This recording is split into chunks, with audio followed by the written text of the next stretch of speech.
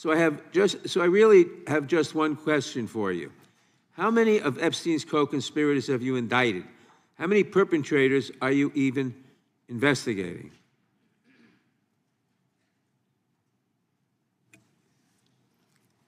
First, you showed it. I find it. How many have you indicted? Excuse me. I'm going to answer the question. Answer my question. No, I'm going to answer the question the way I want to answer the question. No, Your you're going to answer the theatrics are question the ridiculous. way I asked it. Chairman Jordan, I'm not going to get in the gutter with these people, but I'm going to answer the question. How many have you indicted? Again, the time belongs to Reclaiming my time. The time belongs. I think it's very interesting. Reclaiming my time. I think it's very interesting. And you can that reclaim he your talks time, about but they reclaiming my time, indicted. Mr. The Chairman. president said they Close the indicted clock. him twice. Mr. Chairman, please They stop the sure clock did. and stop the clock and restore his time. Okay, here we go with these Committee will be in order. theatrics. The time belongs to the and gentleman yield from back New the clock, York. please. We will give you a few more seconds. We will do that. But when Reclaiming you ask my- a question, the witness question gets to was- answer. You may not like the answer, but she Right. gets to The answer. question was, how many of Epstein's... They don't like Que- the answer, Reclaiming Chairman, my time. because it's honest. Reclaiming So my- he asked a Reclaiming my 4-minute time. question. Restore 45 and seconds to I am Mr. Nadler, going please, to Mr. Chairman. My time. Answer. You can let her filibuster all day long, but not on our watch. Reclaiming- Not on our time. No way. Reclaiming- And I told you about that, Attorney General, before you started. You don't tell me Yeah, oh, I anything, did tell you because we washed saw up what you did in the loser Senate. Lawyer, not even a lawyer. Committee will be in Reclaiming my order. time, and I should get back at least 45 seconds. We will give you a few more seconds. I Not a said that few more, already. 45 seconds. Okay. There is a pattern to how power avoids accountability. You ask a direct question. The answer is a refusal. The room erupts. The question disappears. Congressman Jerry Nadler just watched that pattern play out in real time. And when he finally forced the number into the open, it was not the one Attorney General Pam Bondi wanted on the record. Nadler asked a simple question. How many of Epstein's co-conspirators have you indicted? It's a number question. 1, 5, 10, 20. That's the format.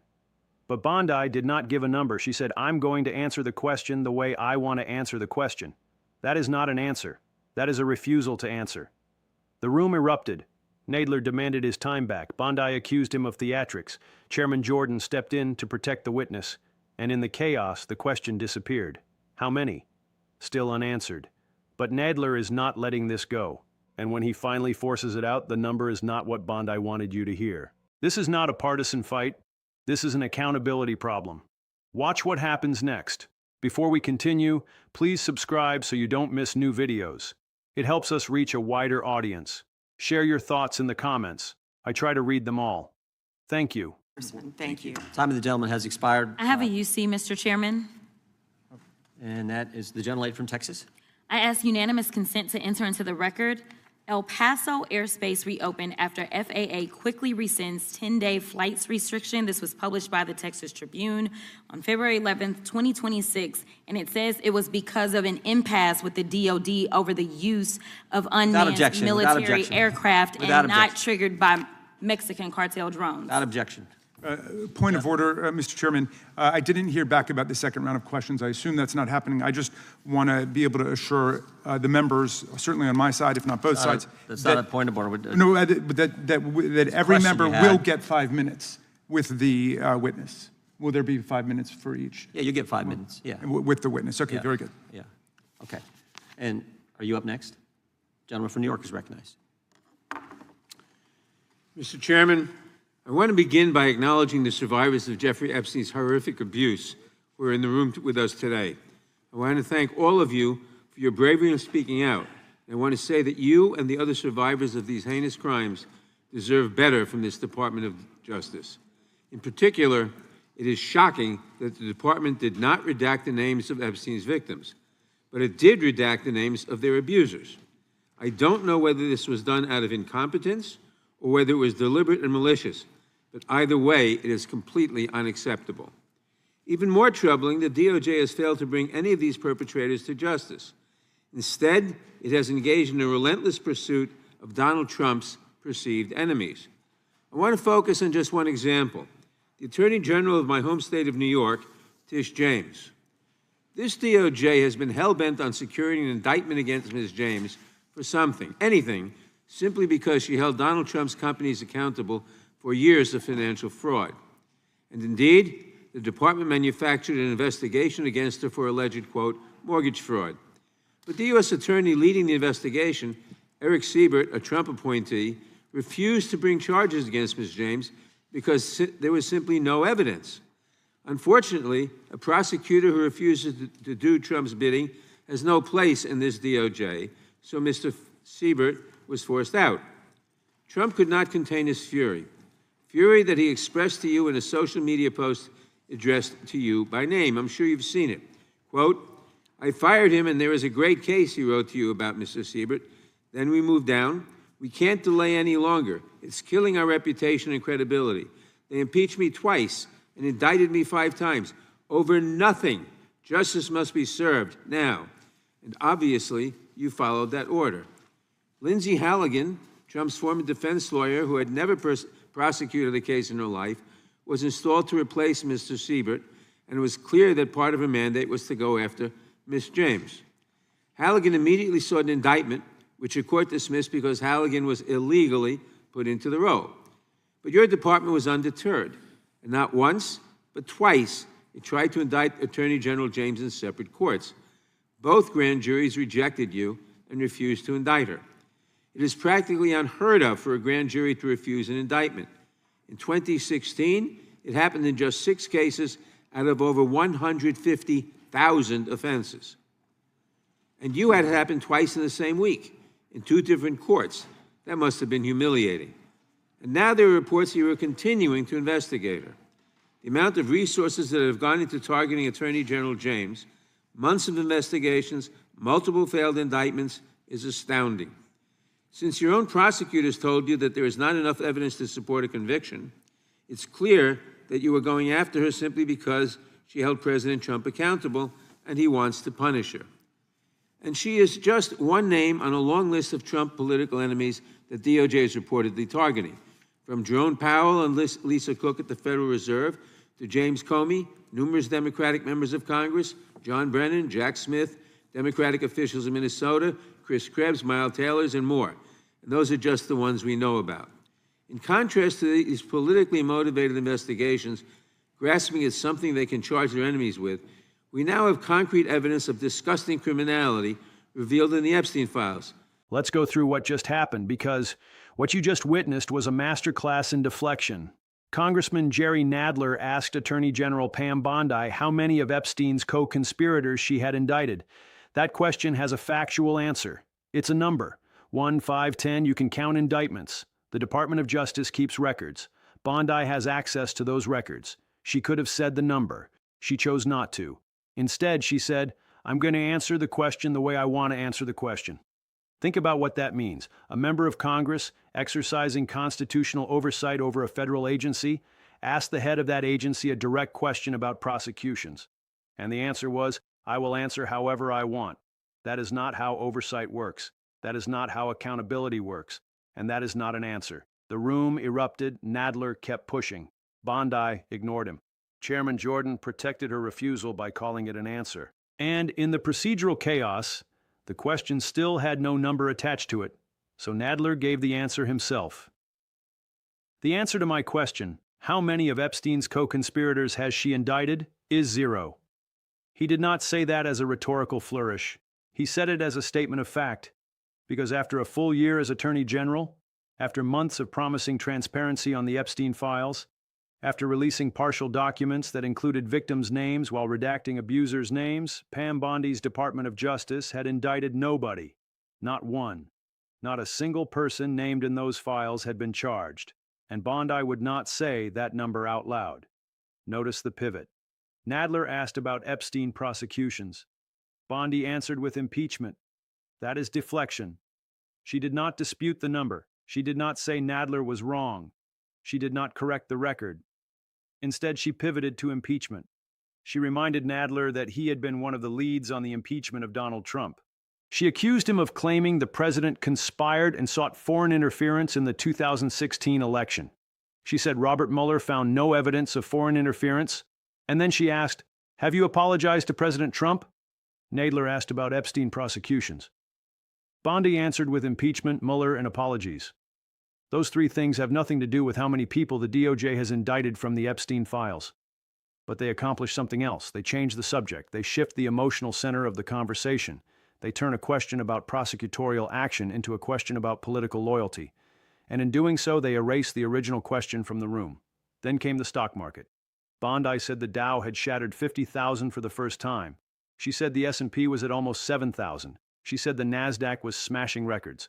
She said Americans' 401ks and retirement savings were booming. She said national median rents had fallen to a 4-year low. She said the murder rate had plummeted to a 125-year low. She said there had been 9 straight months without illegal border crossings at the southern border. And she said, that's what we should be talking about. Here's the problem with that line of argument. The Dow can hit 50,000, and the DOJ can still have failed to indict a single Epstein co-conspirator. Economic success does not erase prosecutorial failure. Bondi is asking you to celebrate the stock market, so you forget the question. Don't. Nadler was not asking about the Dow. He was not asking about rents or murder rates or border crossings. He was asking about Epstein prosecutions.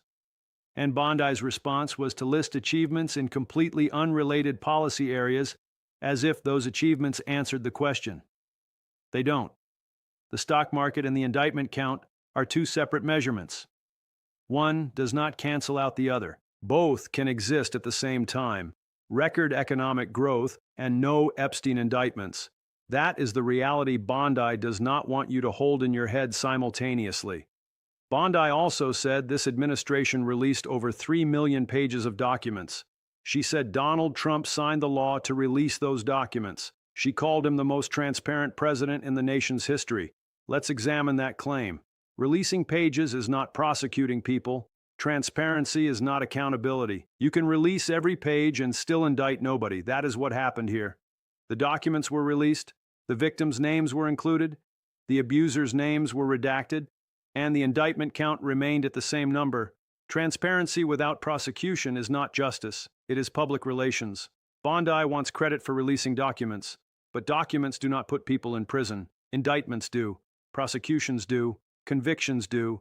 She released the pages. She did not charge the people named in those pages. That is not transparency. That is performance. And the performance is designed to make you think something was done when nothing was done.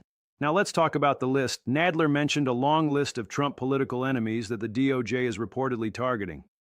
Jerome Powell and Lisa Cook at the Federal Reserve, James Comey, numerous Democratic members of Congress, John Brennan, Jack Smith, Democratic officials in Minnesota, Chris Krebs, Miles Taylor, and more. Those are just the ones we know about.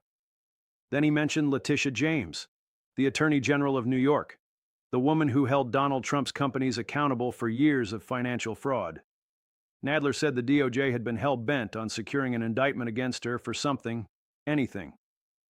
He said the department manufactured an investigation for alleged mortgage fraud. He said the U.S. attorney leading that investigation, Eric Sobert, a Trump appointee, refused to bring charges because there was simply no evidence. And he said Sobert was forced out. Then came the social media post. Trump wrote to Bondi by name. I fired him and there is a great case. We can't delay any longer. It's killing our reputation and credibility. They impeached me twice and indicted me 5 times over nothing. Justice must be served now. That is a direct order from the president to the attorney general, and according to Nadler, Bondi followed it. Lindsay Halligan, Trump's former defense lawyer who had never prosecuted a case in her life, was installed to replace Sobert. Halligan immediately sought an indictment.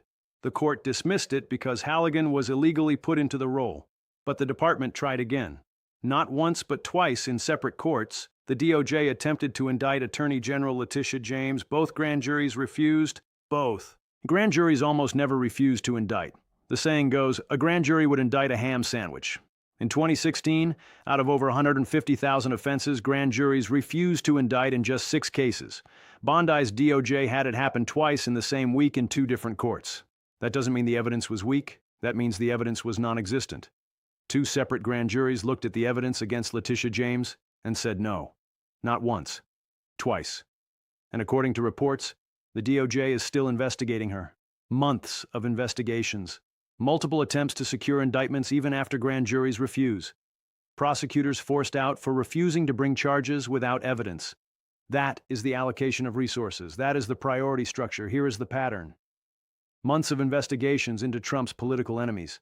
Multiple attempts to secure indictments even after grand juries refuse. Prosecutors forced out for refusing to bring charges without evidence. And how many indictments of Epstein co-conspirators? The number Bondi would not say out loud. That is not a coincidence. That is an allocation of resources. That is a priority structure. You can measure what an institution values by watching where it spends its time. The DOJ spent months trying to indict Letitia James. It tried twice. Both grand juries said no. The DOJ is reportedly still investigating her. How many months has the DOJ spent trying to indict Epstein co-conspirators? We don't know. Because Bondi would not answer the question. Bondi did not deny any of this. She did not dispute the number of Epstein indictments. She did not dispute the failed attempts to indict Letitia James. She did not dispute the targeting of Trump's enemies. Instead, she talked about impeachment. She talked about the stock market. She talked about transparency. And she accused Nadler of theatrics. But Nadler was not performing. He was asking a question.